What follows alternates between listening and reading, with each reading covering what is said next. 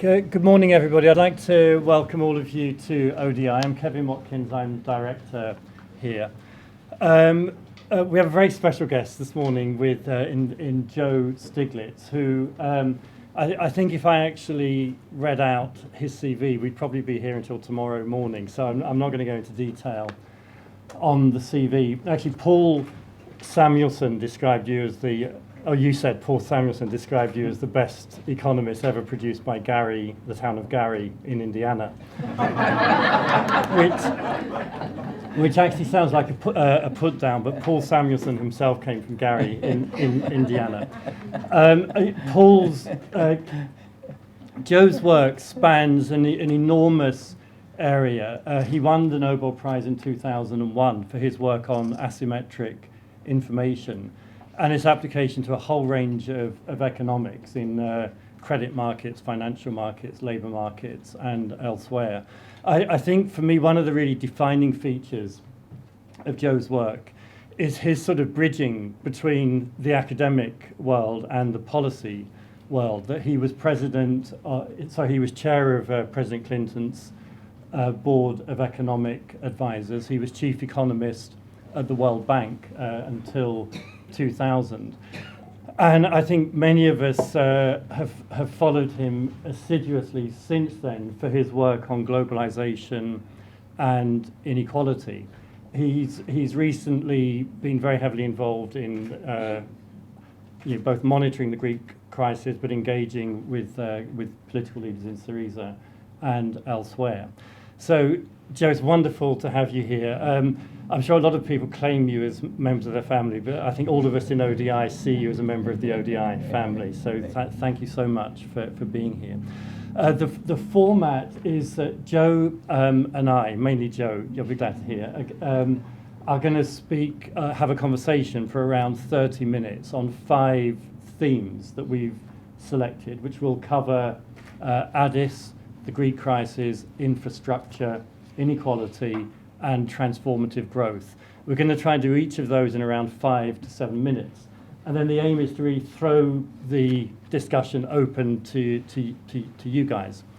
So, Joe, welcome. And the first area that I wanted to ask you about is that you've just been in Addis at the Financing for Development conference.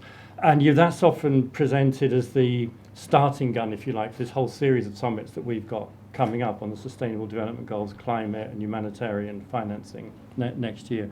What's your take on the outcome, to throw a broad one at you to start with? Well, obviously, I was very disappointed with the outcome.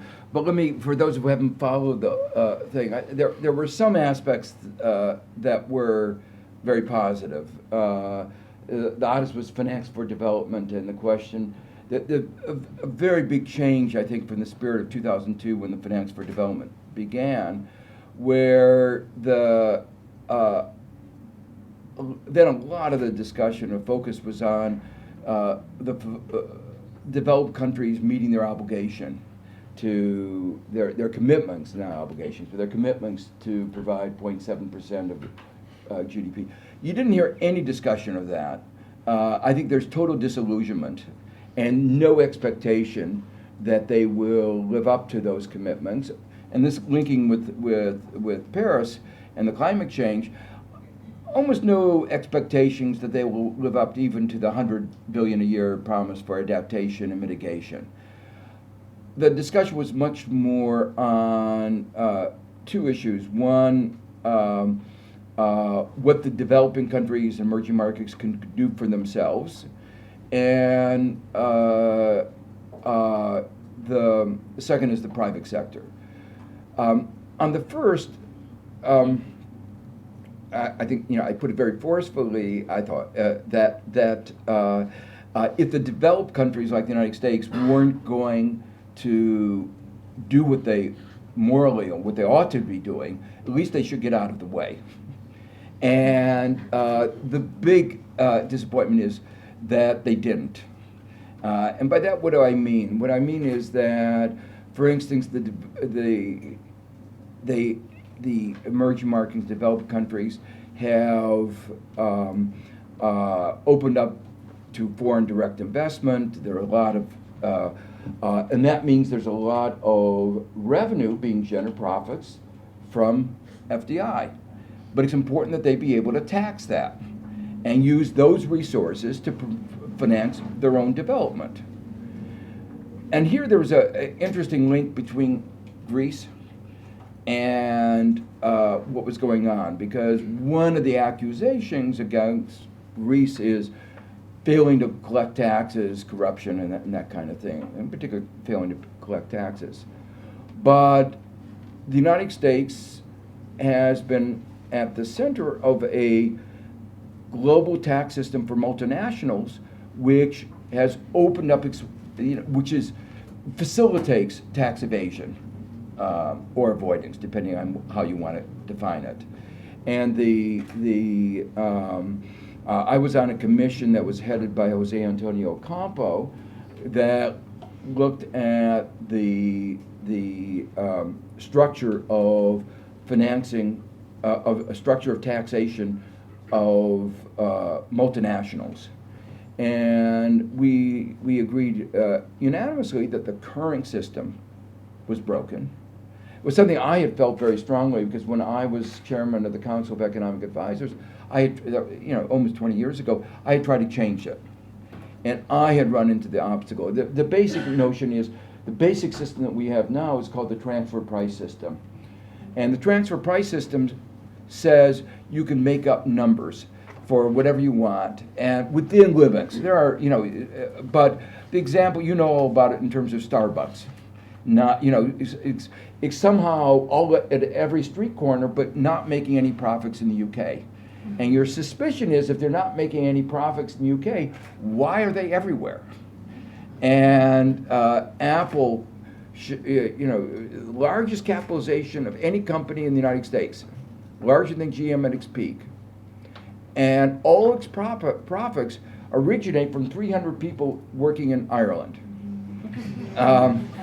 It sort of defies credibility.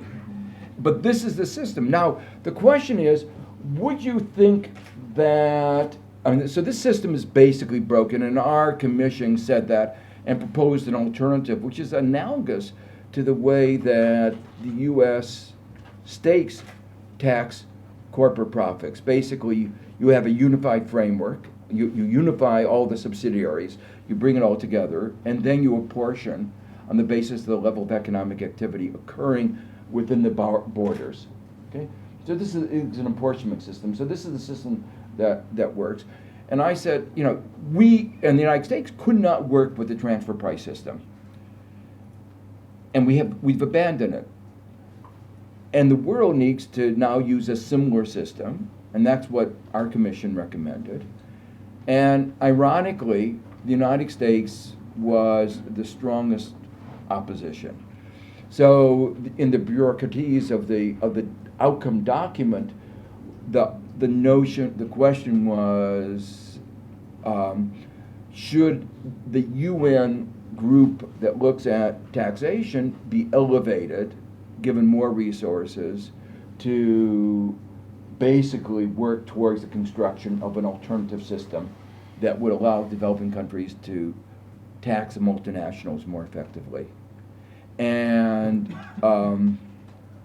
it wasn't committing the world to do anything. It really was a debate about governance, global governance. And the United States said, no, the countries that are responsible for the tax evasion should be assigned the task of figuring out the problem. And Joe, on the face of it, that seemed implausible, and the U.S. won. But can I just take you from that, because this issue came up in a very big way 2 years ago at the G7 summit, in particular in the context of Africa, which is one part of the world that's suffering in a big way from what you're describing through the extractive industries, the British Virgin Exactly. Islands, and so on. And there are a whole raft of initiatives that were announced there. You're sharing information, tax inspectors without borders, and that sort of stuff. I mean, is it your assessment that that's really going nowhere quickly, and that what we need to do is to think on the more fundamental institutional reform? No, I think they're going somewhere. I think these are big steps forward. The automatic exchange of information, what's happening in Switzerland. I think these are big steps forward, but they're not going to solve the problem of the ability to tax corporations. So those are very good at individual tax evasion. They're not good at corporate, at assigning tax liabilities for corporations. Okay. So, yeah. Let's move on to Greece. And you've literally just flown in from Greece. So there's a segue from Addis to Athens. Yeah. I mean, maybe just start by giving us your take on what it looks like from Greece now. Well, they're in depression. I mean, so we should be clear where the country is. They're in depression. 25% falling GDP, 25% unemployment, youth unemployment twice that level, would be much higher were it not for the fact that so many of them come to London and have immigrated, which is part of the long run question. They are destroying, when I say they, the Troika are destroying the future of Greece. I mean, I really think that, and you feel that when you talk to people in Greece. They are, why? How can you stay in a country where there are no job prospects? You play by the rules. You work hard at school, and there are literally no jobs. So then the question is, what is the problem? And there's a lot of self-flagellation going on. And my wife describes it in terms of, it's sort of like they're suffering from the battered wife syndrome. They've been battered, and the battered wife blames herself for not having done more. And when in fact it's an abusive relationship. And George Papandreou there could not be a more conciliatory person. And he couldn't get through what he proposed. The current government is less conciliatory and is, I think, probably inflammatory. So they're blaming themselves. But I believe the outcome would have been the same if George had been there, if no matter who. And that leads to the question, where do I think things are going to go? The current stance, the official stance now, is incoherent because Germany says two things. A, the IMF has to be in the program, and B, there's going to be no debt restructuring. The IMF says there is no way we can be in the program without debt restructuring.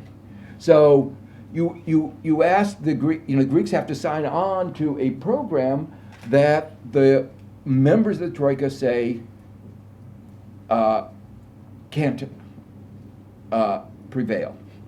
So they're all for a question, what will actually happen is the IMF I don't think is going to give in. I think probably there will be a deep reprofiling, but not deep enough. So where do I see Greece in 5 years? If riots don't break out and and the extreme right doesn't win the election, they will be probably in an even deeper depression. Yeah, you've said that this deal isn't really about the money. It's about the politics. What does it tell us about the politics of the Troika and the European Commission and Central Bank? Well, there are a couple of things. One, they are deeply uncommitted to democracy. When I say that, actually, some of the things I heard, firsthand, so I think, I believe it. One is that one of the things that Germany, Merkel said was, to Greece that you ought not to have a vote in the EU, in the Eurozone, until you get out of arrears, and until the program is over. They do not believe in democracy. They don't want to respond, and they were really angry, as we know. They view Papandreou's attempt 3 years ago to call a referendum, which he thinks would have gotten support and buy-in for the program, they view that as a betrayal. You know, it's a top-down agenda and saying, I want, before I commit the people to something which is going to be painful, but I think will be moving, he thought was moving in the right direction. Before he got they view that as a betrayal. So I think they're deeply anti-democratic. But in terms of the economics, they are, to use a term, they're really in a neoliberal agenda. And that's really, you know, they're trying to strip away the bargaining rights of unions. They want less progressive taxation. But there are provisions in there that are, I think, designed to kill the Greek economy. Now, 90% of all the firms in the Greek economy are small businesses. They are requiring the small businesses to pay a year's tax up front in a world where people can't borrow because the banking system isn't working. That's a death warrant for, you know, for all the small businesses and therefore the Greek economy. Now, they probably won't enforce it, but you have to ask the question, how could somebody conceive something like that? And then the final point, just very briefly, is I think there's a deep internal, contradiction. The Troika in Germany, like the big businesses, like they feel comfortable with the oligarchs but the oligarchs are the real problem. So while Papandreou was really committed to breaking down the oligarchs and changing the structure of the economy, I don't think the Troika wants to change that structure. So they will continue to say they do, but not support policies that would actually do it. Let me ask you, I have to ask this one, because looking back over the last 20 years, you've dealt with a few debt crises, HIPC in Africa, the East Asian crisis, I guess Russia, and now this. One of my colleagues here, Judith Tyson, has recently written a paper warning that parts of sub-Saharan Africa are gravitating dangerously closely to a sovereign debt crisis. We have a crisis in Argentina. Yeah. But I just wonder what you see as the connections between the approaches that which are being brought to bear in Europe and the potential risks for countries in Africa and elsewhere. Oh, I think they're very similar. In the article I'm coming out tomorrow in the New York Times, I actually bring out some of the parallels that I saw between Indonesia and Greece. And one of the remarks I make is that I had thought that they had learned the lesson, and some of the reports of the IMF actually say they have learned the lesson, that that's extreme austerity, that micromanaging of the structural reforms was counterproductive and led to the depression in Indonesia. It didn't work. So I thought they had learned the lesson, and the answer is I think the IMF, half of the IMF has learned the lesson, but the other Troika, what really surprised me is that they were willing to inflict that kind of pain on what they thought of as their friends. Yeah. When we were at Addis, the little glimmer I got on this issue was a lot of the developing countries were feeling better that they were not discriminated against, that we were willing to kill ourselves as well as them. So the Africans are getting a little bit of the positive feeling of not being discriminated against, but the negative knowing that they're going to be killed. It's not a really note of optimism. So sort of perverse application of the non-discrimination principle. That's right. Let's move on to infrastructure, which you've been very actively you were actively involved in setting up the BRICS banks, and you've been involved in the debates on the Asian Infrastructure Bank. And I guess the great dilemma that these institutions are trying to address is that, on the one side, we've got this huge stockpile of institutionalized savings in sovereign wealth funds and pension funds and so on. On the other side, we've got these very big financing gaps in infrastructure, 100 trillion, whatever that number means, to 2030. And how do we sort of align the investment with the high social and economic returns that we could get out of infrastructure in low-income countries and emerging markets. Do you see this is a bit of a leading question, but do you see the creation of these new institutions as a symptom of the underlying failures of the Bretton Woods system and the World Bank and the regional development banks, or as a sort of complement to that system? Well, first, I see, the problem that you delineated as a real evidence of the failure of private financial markets.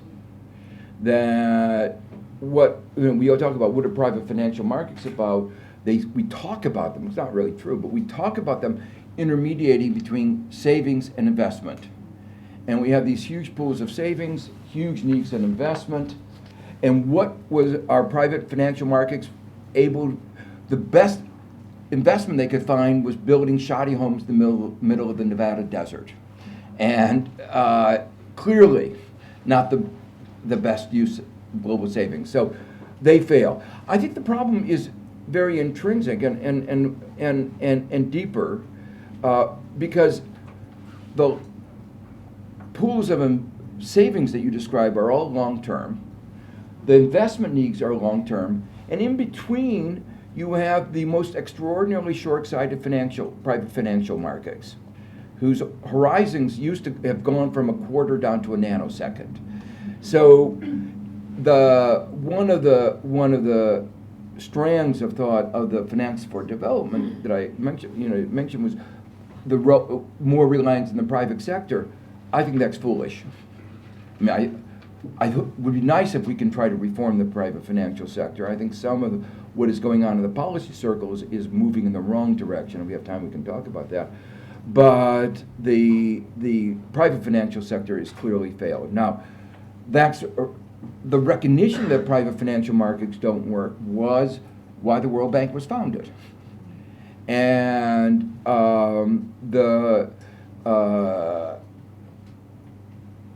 what the irony is that we've lost sight of that market failure. But then you ask, what about the institutional failure? Has the World Bank and the regional banks, have they failed? And is this a institutional response to that? I think the answer to that is partly yes. But part of their failure is they need to be recapitalized, and they need to have reforms in their governance. And the U.S., among other countries, is refusing both. So given that, no matter what the institution would like to do itself, is constrained. So can I just ask to elaborate on your initial point? Because, I guess for me, one of the very strong things that came out of Addis, there's very little talk, as you were saying, about 0.7. There's a lot of talk about leveraging and de-risking markets for private investment. And one of the vehicles for doing that is development finance institutions, not the World Bank, but the Commonwealth Development Corporation in this country and others. I mean, are you saying that you feel that at the moment there are too many eggs going into that particular basket and not enough eggs going into the sort of the deeper institutional reforms that you're describing for the bank? I think so much money is needed that we have to go do both. And that's why the BRICS Bank was important, AIB is important. One of the themes that was talked about is the trying to think more deeply about creating new institutional frameworks involving these institutions and new institutions, investment platforms, as some of them called, that will help facilitate bringing the pools of money and to the investment needs, where recognizing that these institutions will have limited amounts of resources, but they can fill in particular niches in the structure of finance. So they can initiate projects in a way that the private sector won't be able to. They can take certain aspects of the risk, like some of the construction risks in the initial stages. So I think that was where some of the more constructive thinking was going on, and that was when we worked to create the BRICS Bank. We had a lot of discussion precisely on that of how do you identify the various kinds of risk and management problems, and how to use modern financial tools to restructure that whole investment process so that you can, recognizing the limitations of the private markets and the strengths and limitations of these multilateral institutions, try to combine the two together. And I think that's one of the most promising areas. Thanks. So I want to move on to inequality. These are two slightly selfish questions because they're just questions that I've got, having read a lot of your work on inequality. The first one is that you've focused in a really compelling way, and I know it's sort of popularizing some of your earlier work, but on the 1% and the 0.1%. But I recently read Robert Putnam's book, Our Kids, and he does focus on that part of the story as well. But I guess his primary concern is the sort of the lower end.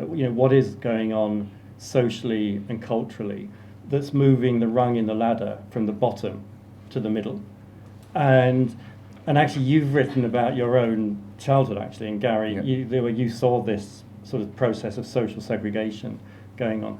So the question I wanted to ask is that, do you feel there's a danger that the focus on the 1%, runs the risk of diverting attention from some of these sort of deeper social and cultural currents that are keeping people where they are in the bottom 20%? Or well, I actually think there's a third aspect of this, which is the middle.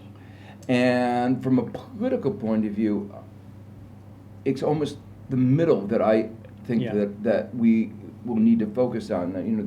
The fact is that in the United States, the bottom 80%, roughly 90%, have seen no increases in standard of living for a third of a century. And that is becoming politically very salient. And you notice it now in both parties, but particularly Hillary is picking this up and trying to ask the question, what do we do about it? So it's more systemic. And I think it was good, the 1% was a way of saying it's not the 1%, it's the 99% has not been participating. So it's trying to move the discussion away from just focusing on the bottom. It was really saying this is about our whole society, because when you talk about 1%, you're also talking about the 99%. And so it's something is wrong with our economic system that it's not delivering for the vast majority.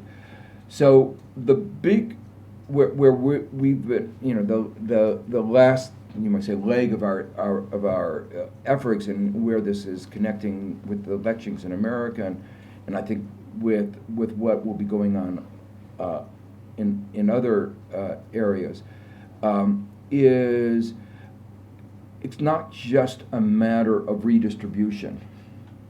It's really a matter of opportunities, moving up, as you say, but of the rules of the game that affect the structure of our economy. So we've at the Roosevelt Institute, which I don't know how many of you know, that each of the presidents of the not each, but a lot of the presidents of the United States, when they leave, there's a library and a think tank that tries to carry on their work. The Hoover Institute carries on the work of trying to increase inequality in our society. And the Carter Library has been involved in trying to build peace around the world. And the Roosevelt, named after Franklin Delano Roosevelt, is trying to carry on the progressive. So we have this report that we came out in May called Rewriting the Rules of the American Economy, trying to go through all the rules of our economy, from labor, corporations, finance, really a very aggressive, broad scale, looking at all the rules that structure our economy and lead to the high levels of inequality in income and wealth before taxes and transfers, and affecting, in a sense, opportunity. And it's gotten a lot of political salience. Mm-hmm. Okay. And connected to that, one of the theme tunes of the new Sustainable Development Goals is "Leave No One Behind." And when I hear that phrase, I have a very ambivalent feeling about it, which is that on the one side, it's a sort of triumph, in a sense, of the recognition that inequality is part of our global problem. But many of the people who are signing up for this are precisely the people who have been driving the inequalities. And I just wonder if you in Addis and elsewhere, whether you feel there's a danger that this sort of, Christine Lagarde has signed up for it. I'm sure the European Central Bank would sign up for it. That that it somehow runs the risk of stripping the concept and the problem of the sort of political solutions that we need to look at. Yeah, I am worried. What I worry about in the way that this gets converted into policy is that it then focuses on what I would view as a set of minimalist policies. So leave no one behind says, we have to make sure everybody gets an education, or we raise the minimum wage from an unlivable level to a slightly better unlivable level. So the joke is that some of the proposals to be able to afford basic rent in New York City, now you have to work 1,000 hours a week, and you'll be able to afford it by working only 800 hours a week under some of these proposals. So that's the danger, and that's why one of the things that we've been emphasizing, and again is getting some resonance, is minimalist solutions are not going, incrementalism is not going to work. That this really is going to require a deeper understanding of what has gone on, of where are the failures. And a way we've been trying to describe it is that beginning about a third of a century ago, Reagan and Thatcher and a number, began an experiment of, at that time, rewriting the rules. The idea was very simple. Lower the top tax rates, providing more incentives, take away the restraints that gave people more freedom to do as they wish. And yes, the result of that would be more inequality, but the size of the pie would grow so much that everybody, those in the middle and most of those at the bottom, would do better. If you had come to the American people and say, here's the experiment we're going to try, but at the result of, after a third of a century, here's the outcome. Everybody except the top 10% are going to be worse off or just as well off as they are today. And all the increase in the income is going to go to the top 10%. Would the American people have voted for that grand experiment? Now, I happen to think that even if you don't have confidence in democracy, if you told people that they're going to do this experiment in a third of a century, their income would be the same or worse, they would not have supported that experiment. Yeah. It wasn't sold that way, though. Yeah. I think that's a safe bet on that. So the last area I wanted to cover before we throw it open is on the growth story. And I guess, if you look at what's happened in globalization over the last 15 years, on the one side you've got this process of convergence, albeit starting from a long way back, with emerging markets growing more rapidly than OECD countries, and a whole group of low-income countries also growing very strongly in sub-Saharan Africa and elsewhere. But there's I think quite strong evidence that the growth, in particular in the low-income countries, hasn't necessarily been associated with rising productivity, and it hasn't generated the employment effects. It hasn't generated the poverty reduction effects that might have been anticipated. I'd just be interested in your take on this, the transformative growth story of the past 15 years. Yeah. Well, I think that addresses the issue of what kind of growth, and the big exception to your story is China, where China did undertake without clearly a major structural transformation of its economy, and while inequality has grown, median income has grown very impressively, and poverty, 500 million people have moved out of poverty. So that was a country that very clearly saw the task of growth as a structural transformation and succeeded. It didn't buy into the notion that we don't have to pay any attention to how we get growth. It was very much focused on both increasing the skills, but also increasing technology and restructuring the economy. And unfortunately, in sub-Saharan Africa, for instance, much of the growth has been very simply natural resource based. And that's relatively de-linked to the rest of the economy. There are a couple of exceptions, well, there are questions about both of them.